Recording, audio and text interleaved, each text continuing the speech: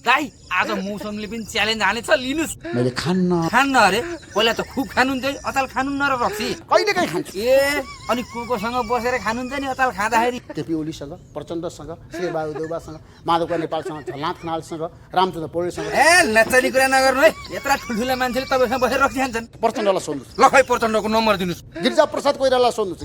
गिरिजा प्रसाद कोइरालालाई चाहिँ कहाँ गएर सोध्ने हो त? गिरिजा प्रसाद कोइरालाले बोलाएर सोध्नुहोस्। बोलाएर सोध्नुहोस् रे? त्यही त कहाँ गएर सोध्ने? कहाँ हुनुहुन्छ त उहाँ? उहाँ स्वर्गमा हुनुहुन्छ। होइन तपाईँले आज पनि खाएर आउनुभएछ क्या हो? होइन, त्यसो भए भन्नुहोस् यो कति हो? 1,50,00,000। अरे यो दुई तपाईँ नढाँटी किन भन्नुहोस् त? दिनमा कति रक्सी खानुहुन्छ? धेरै धेरै भन्नाले कति? बिहान उठेदेखि बेलुका नसोतुन्जेलसम्म। ए त्यस्तो पो? हुन त अब चुनाव हारेको टेन्सनले पनि होला।